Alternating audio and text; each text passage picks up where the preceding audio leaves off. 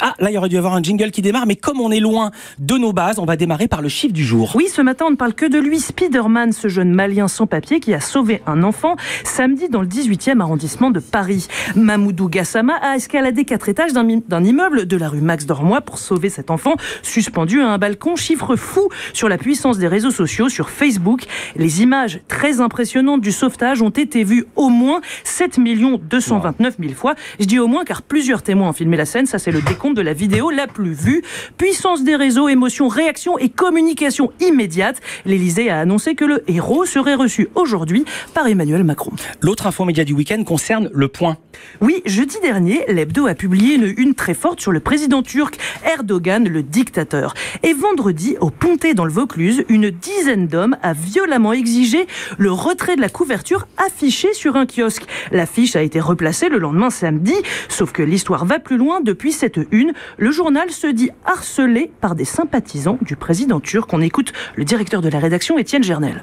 L'histoire des kiosques n'est pas la seule réaction qu'il y a. Il y a eu une réaction officielle d'ailleurs d'un conseiller d'Erdogan qui a condamné assez violemment la une. Il y a la télévision turque qui en a fait d'ailleurs tout un foin. Visiblement, non, ça passe pas. Le Point est aussi victime d'une grande campagne de cyberharcèlement au relent antisémite sur les réseaux sociaux. Et puis Europe 1 lui rend hommage depuis hier matin. Pierre Bellemare nous a quittés. Pierre Bellemare vous a quittés. Le grand studio en public d'Europe 1, qu'on appelait jusque maintenant le studio Espace, est dorénavant baptisé studio Pierre Bellemare, annonce ce matin d'Arnaud Lagardère, le propriétaire d'Europe 1. Il était une voix familière et chaleureuse, il était une musique avec des envolées et des pauses aussi. Il était un passeur d'histoire pour avoir chaud au cœur ou froid dans le dos. Mais dans le village média, le géant Pierre Bellemare était bien plus que ça.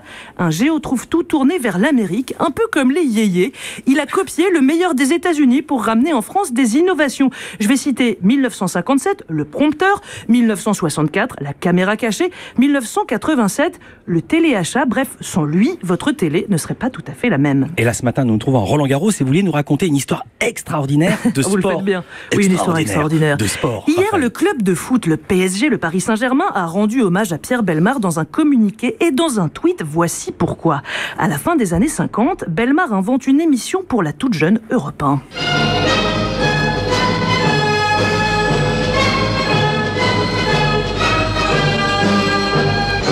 Formidable, vous êtes formidable.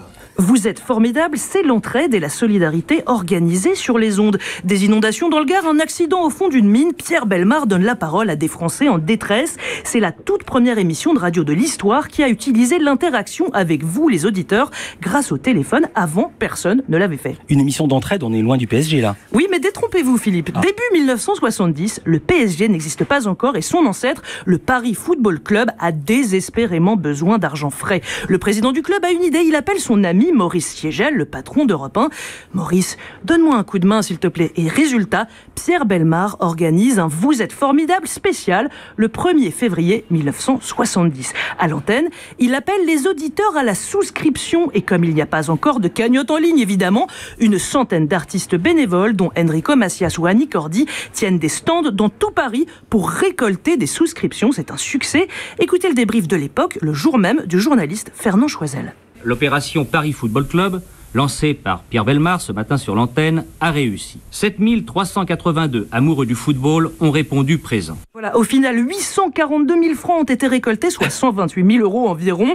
6 mois plus tard, le PFC s'allie avec le stade Saint-Germanois. C'est la naissance du PSG. Ça vous faisait sourire, réaction Nelson Montfort. Je trouve que c'est formidable, quoi. Je suis très content de savoir que tout a démarré comme ça. Et il faudrait s'en souvenir davantage. Ouais, enfin là, ils ont peut-être plus besoin de faire des souscriptions. C'est sûr. Le PSG, non. Ça a l'air d'être bien pour eux. Merci beaucoup, Raphaël Baillot. Et je vous invite cet après-midi à écouter un autre conteur hors norme sur Europe 1. C'est Christophe Ondelat qui va retracer pour vous la vie extraordinaire de Pierre Bellemare. Ce sera à 16h dans Ondelat raconte. Merci encore, Raphaël Baillot.